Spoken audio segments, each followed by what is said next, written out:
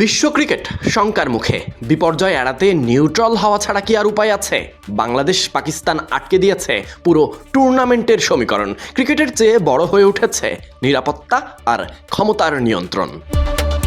দলগুলোর জন্য দীর্ঘদিনের প্রতীক্ষা 2026 টি-20 বিশ্বকাপ ওয়ার্ল্ড ইভেন্ট প্রতিযোগিতায় ক্রিকেট সমর্থক হিসেবে সমাধানের পথ যে কেউই খুঁজতে চাইবে। আইসিসি ভিন্নভাবে খুঁজেছে, বাংলাদেশকে সরিয়ে স্কটল্যান্ডকে বসিয়ে। তবে বলে রাখা ভালো, সবকিছুর মাঝে আইসিসিতে হিন্দুস্তান প্রভাব কাটাতে পাকিস্তান বেঁকে বসেছে। এরপর থেকেই টি-20 প্রজেক্ট লস হওয়ার শঙ্কায় আইসিসি। আগে সমস্যা, পরে সমাধান। বিশ্ব ক্রিকেটের নিয়ন্ত্রক সংস্থা এর নামের মতো কাজেও যদি হতো, সমস্যার পথ সহজ হতো। আইসিসি চাইলে শুরু থেকেই বাংলাদেশকে শ্রীলঙ্কায় খেলানোর ব্যবস্থা করতে পারত। অবকাঠামো আছে, নিরাপত্তা আছে, আয়োজনও যৌথ, কিন্তু সেটা তারা করেনি। বরং উল্টোভাবে অন্য দলকে আমন্ত্রণ জানানো হয়েছে। এখানেই একপেশে সিদ্ধান্তর পূর্ণ বহিঃপ্রকাশ ঘটে। বাংলাদেশের ক্ষেত্রে কেন সেই সুবিধা দেওয়া হলো না, প্রশ্ন স্বাভাবিকভাবেই ওঠে।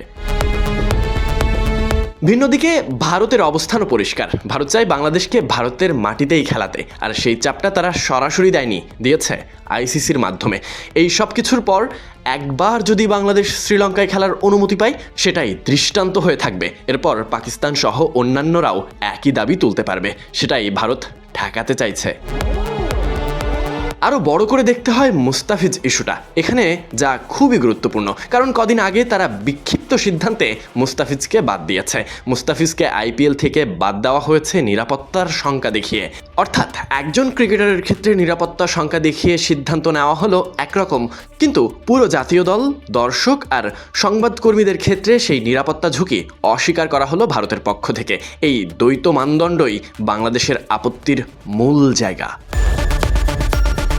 এদিকে বাংলাদেশের অবস্থানও তাদের জায়গা থেকে স্পষ্ট। বাংলাদেশ বিশ্বকাপ খেলতে চায়, কিন্তু ভারতের মাটিতে নয়। তারা শ্রীলঙ্কায় খেলতে আগ্রহী, কারণ এই বিশ্বকাপ যৌথভাবে ভারত এবং শ্রীলঙ্কায় হচ্ছে।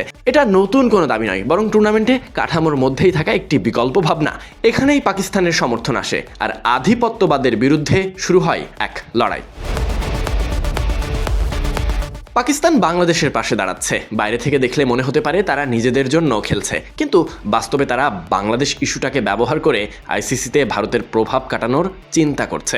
এই সব কিছুই স্পষ্ট এবং পরিষ্কার। এখন সমাধানের পথ আছে।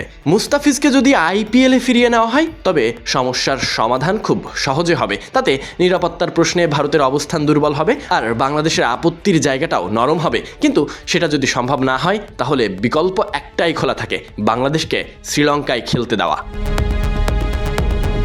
এ দুটোর মধ্যে একটা জোর পাই: বাংলাদেশকে শ্রীলঙ্কায় খেলতে দেওয়া। আর তা যদি বাস্তবে রূপ পায়, তবে ছবিটা বদলে যায়। তখন পাকিস্তানের জন্য আর পিছু হাঁটার সুযোগ থাকবে না। তারা ভারতের বিপক্ষে ম্যাচ খেলতে রাজি হবে। আইসিসিও বলতে পারবে টুর্নামেন্টের সফল সমাধান। Sadiq Ahmed, Sunny, BD Cric time.